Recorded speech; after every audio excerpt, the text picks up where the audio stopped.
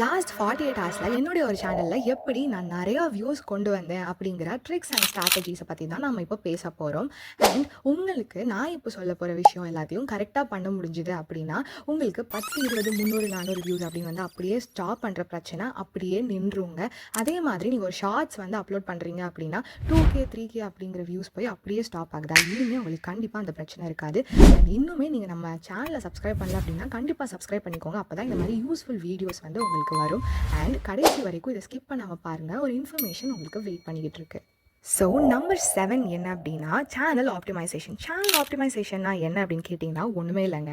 உங்களுடைய யூடியூப் சேனலில் நிறைய பேர் கஷ்டப்பட்டு க்ரியேட் பண்ணியிருப்பீங்க.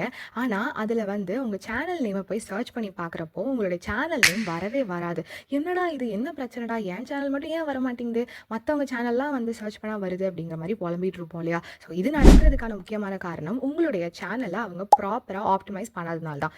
ஆனால் ஒரு சேனலை ஆப்டிமைஸ் பண்ணுறது ரொம்பவே சிம்பிளான விஷயம் தான். நீங்கள் சில செட்டிங்ஸ்லாம் ஆன் பண்ணிவிட்டு அதுக்கு தேவையான கீவேர்ட்ஸ்லாம் கரெக்டாக கொடுத்தாலே உங்களுடைய சேனல் ஆல்மோஸ்ட் டன்.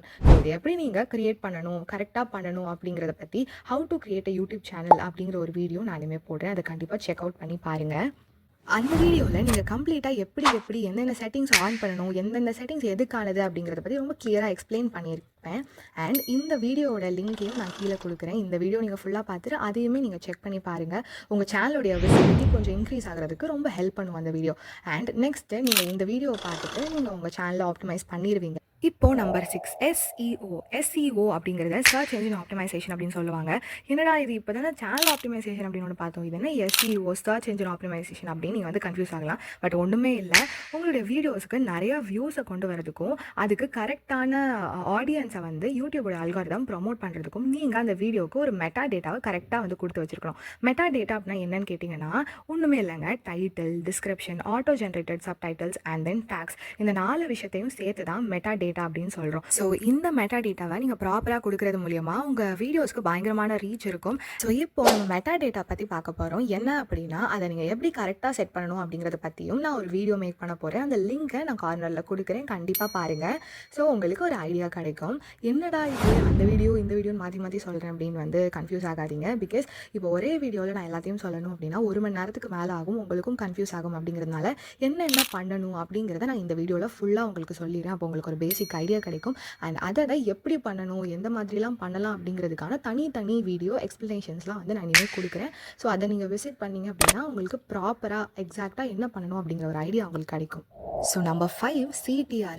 என்னடா இது CTR புதுசாக சொல்கிறியா அப்படின்னா ஒன்றும் இல்லைங்க. CTR அப்படின்னா கிளிக் த்ரூ ரேட் அப்படிங்கிறது தான். இது என்ன அர்த்தம் அப்படின்னா இப்போ யூடியூபோட அல்காரிதம் ஒரு 100 பேர்கிட்ட உங்களோட வீடியோஸை காமிக்குது அப்படின்னா அதில் எத்தனை பேர் அந்த வீடியோவில் கிளிக் பண்ணுறாங்க அப்படிங்கிற ஒரு டேட்டா தான் இது. ஆக்சுவலாக பார்த்தீங்கன்னா உங்கள் மொபைல் ஃபோனில் இருக்கக்கூடிய யூடியூப் ஸ்டுடியோ ஆப் மூலியமாகவே நம்ம பார்க்க முடியும். அது எப்படி பார்க்குறது அப்படின்னா ஜஸ்ட் நீங்கள் யூடியூப் ஸ்டுடியோ ஓப்பன் பண்ணிக்கோங்க. அதில் கீழே பார்த்தீங்க அப்படின்னா கண்டென்ட் அப்படிங்கிறது ஒன்று இருக்கும்ல, அந்த டேபை கிளிக் பண்ணிவிட்டு எந்த வீடியோடைய CTR பார்க்கணுமோ அந்த வீடியோ செலக்ட் பண்ணிவிட்டு கீழே ஸ்க்ரோல் பண்ணி வீடியோ பெர்ஃபார்மன்ஸ் இருக்குல்ல அதை கிளிக் பண்ணுங்கள். ஸோ இதில் ரீச் டேபுக்கு மேலே நீங்கள் பார்த்தீங்க அப்படின்னா இம்ப்ரெஷன்ஸ் அப்படின்னு இருக்குல்ல, அந்த இம்ப்ரெஷன்ஸை மேலே ஸ்வைப் பண்ணிங்க அப்படின்னா இந்த இடத்துல இம்ப்ரெஷன்ஸ் கிளிக் த்ரூ ரேட் அப்படின்னு இருக்கும். இதுதான் நான் சொன்ன CTR. ஸோ மொபைல் ஆப்பில் அப்படின்னா நீங்கள் இதை இப்படி தான் பார்க்க முடியும். இதுவே நீங்கள் லேப்டாப்பில் பார்க்கணும் அப்படின்னா ஜஸ்ட் அதே மாதிரி யூடியூப் ஸ்டுடியோ வந்து ஓப்பன் பண்ணிக்கிட்டு இதில் பார்த்தீங்க அப்படின்னா கண்டென்ட் டேபு கீழே நீங்கள் எந்த வீடியோ வந்து பார்க்கணுமோ அதனுடைய அனாலிட்டிக்ஸை கிளிக் பண்ணிக்கோங்க. அதுக்கப்புறம் பார்த்தீங்க அப்படின்னா அதில் நிறையா ஷோ ஆகும். இதுலேயும் அதே மாதிரியே ரீச் டேப்க்கு போனதுக்கப்புறம் இந்த இடத்துல ஒரு இடத்துல தெரியும் இம்ப்ரெஷன்ஸ் கிளிக் த்ரூ அப்படின்னு. ஸோ இதில் எவ்வளோ இம்ப்ரெஷன்ஸ் இருக்கும் ஒவ்வொரு நாளைக்கும் அப்படின்னு தெளிவாக ஷோ ஆகும். ஸோ நான் முன்னாடி சொன்ன மாதிரி இந்த CTR அப்படிங்கிறது ஒரு 100 பேர்கிட்ட நம்ம வீடியோவை கொண்டு போய் காமிக்குது யூடியூப் அப்படின்னா அந்த வீடியோடைய தம்ப்நெயிலை பார்த்து எத்தனை பேர் அந்த வீடியோ கிளிக் பண்ணி பார்க்குறாங்கங்கிற டேட்டா தாங்க. இப்போது நம்ம வீடியோவில் பார்த்தீங்க அப்படின்னா 100 பேர்கிட்ட யூடியூப் அல்காரிதம் வந்து காட்டுது அப்படின்னு வச்சுக்கோங்க.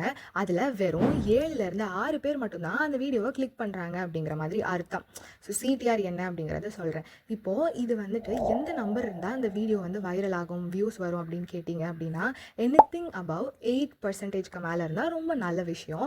ஸோ இந்த மாதிரி வந்து நீங்கள் இருக்கிற மாதிரி பார்த்துக்கோங்க. ஆனா, எஜுகேஷனல் சேனல்ல பார்த்தீங்க அப்படின்னா, மோஸ்ட்லி 6% தான் இருக்கும்.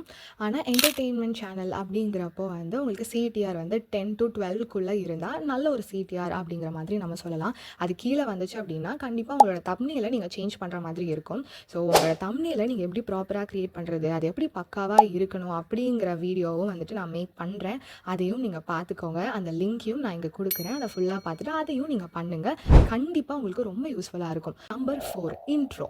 நெறைய பேர் பார்த்தீங்க அப்படின்னா, அந்த இன்ட்ரோ அப்படிங்கிற விஷயத்தில தான் ரொம்ப வந்து சொதப்பி வச்சிருப்பீங்க. என்ன பண்ணியிருப்பீங்க அப்படின்னா, ஒரு 10 இல்லன்னா 15 செகண்டுக்கு ஒரு டீஃபால்ட்டான ஒரு அனிமேஷன மேக் பண்ணி வச்சுட்டு, அது எல்லா வீடியோடைய ஸ்டார்ட்டிங்லேயுமே வந்துட்டு ஓட விடுவாங்க. அப்படி இல்ல அப்படின்னா, வீடியோவ ஸ்டார்ட் பண்றதே, "hey hello guys welcome to our YouTube channel. Support my channel. Subscribe my channel" அப்படின்னு ஏதாச்சும் ஒரு 30 செகண்டுக்கு சொல்ல ஆரம்பிச்சுருவாங்க.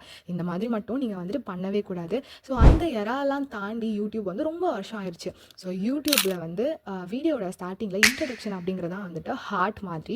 அதில வந்து நீங்க முடிஞ்ச அளவுக்கு அந்த வீடியோ கிளிக் பண்ற எல்லா ஆடியன்ஸையுமே ஹூக் பண்ண ட்ரை பண்ணும். அப்படி ஹூக் பண்ணாம விட்டுட்டீங்க அப்படின்னா, அந்த வீடியோ வந்துட்டு நம்மளுக்கு வொர்த்தே இல்லாம இருக்கும். ஸோ நீங்க இப்போ வந்து ஸ்க்ரீன்ல வந்து பார்க்குற மாதிரி யூடியூப் ஸ்டுடியோவ ஓப்பன் பண்ணிட்டு, அதில கன்டென்ட் டேப்க்குள்ள போயிட்டு, நீங்க எந்த வீடியோவ பார்க்கணுமோ அந்த வீடியோவ கிளிக் பண்ணிட்டு, அதுக்குள்ள போயிட்டு அனலிட்டிக்ஸ் கிளிக் பண்ணிட்டு, அதில தென் என்கேஜ்மென்ட் அப்படின்னு ஒரு டேப் இருக்கும். அதுக்குள்ள போயிட்டு கீழ ஸ்க்ரோல் பண்ணீங்க அப்படின்னா, ஆடியன்ஸ் ரிட்டென்ஷன் அப்படின்னு ஒரு கிராஃப் இருக்குதுல்ல. ஸோ வந்துட்டு இதில பார்த்துக்கோங்க. ஃபர்ஸ்ட்டு 30 செகண்ட்ஸ்க்குள்ள அந்த வீடியோ வந்து கிளிக் பண்ணி வந்து 50% ஆஃப் த பீப்பிள் வெளியில போயிருப்பாங்க. இத்தனைக்கும் வந்துட்டு நம்ம முடிஞ்ச அளவுக்கு ஹூக் பண்ண தான் ட்ரை பண்றோம் நம்ம வீடியோல. அப்படி இருந்துமே இந்த நிலைமை அப்படின்னா, ஜஸ்ட் யோசிச்சு பாருங்க. இப்போ நீங்க ஸ்க்ரீன்ல பார்த்துட்டு இருக்க மாரி கிராஃப்லாம் இருந்துச்சு அப்படின்னா, கிளிக் பண்ணதும் அந்த அனிமேஷனையும், நீங்க பேசுறதையும் பார்த்துட்டு அது வெளியில போயிருவாங்க. ஸோ இன்ட்ரோ அப்படிங்கிறது ரொம்ப ரொம்ப முக்கியம். என்ன கேட்டா, நீங்க ஒரு கேமிங் சேனலா இல்லாத வரைக்கும் இந்த மாதிரியான அனிமேட்டட் ரொபாட்டிக்ஸ் அதெல்லாம் வந்துட்டு நீங்க கொண்டு வர வேணாம். அந்த காலம்லாம் முடிஞ்சிருச்சு. இப்போ ஆடியன்ஸ்க்கு வந்து அது ஒரு தலைவலியா தான் இருக்கும். உங்க வீடியோஸ பார்க்குற உங்களுடைய கோர் ஆடியன்ஸா இருந்தாலுமே கூட, அந்த அனிமேஷன்ஸ் எல்லாரையும் பார்த்த உடனே அது வந்து 2 டேப் பண்ணும். லைக் 10 செகண்ட்ஸ் அப்புறம் போக வந்து நெனைப்பாங்க. பிகாஸ் இத பார்த்து, பார்த்து அவங்க பழகியிருப்பாங்க. ஸோ அதனால தான் சொல்றேன். நீங்க ஒரு நார்மல் சேனலா இருந்தீங்க அப்படின்னா, கண்டிப்பா இதெல்லாம் அவாய்ட் பண்ணிருங்க. கேமிங் சேனலா இருந்தீங்க அப்படின்னா, அது வந்துட்டு ஒரு பார்ட் ஆஃப் த வீடியோ அப்படிங்கிறதுனால நீங்க அத யூஸ் பண்ணிக்கலாம். ஸோ இந்த வீடியோ இதோட முடியுது. அண்ட் இதோடைய பார்ட் 2 வந்து கண்டிப்பா இதுக்கப்புறம் நான் போஸ்ட் பண்றேன். Stay tune. கண்டிப்பா அத போய் செக் பண்ணிக்கோங்க. அப்பதான் உங்களோட யூடியூப் குரோத் வந்து ரொம்ப சீக்கிரமா உங்களால இன்க்ரீஸ் பண்ண முடியும். அண்ட் இன்னுமே நம்ம சேனல நீங்க சப்ஸ்கிரைப் பண்ணல அப்படின்னா, கண்டிப்பா சப்ஸ்கிரைப் பண்ணிக்கோங்க. அண்ட் உங்க ஃப்ரெண்ட்ஸ் யூடியூப் சேனல்ஸ் யாராச்சும் வச்சிருக்காங்கன்னா, கண்டிப்பா ஷேர் பண்ணி விட்டுக்கோங்க.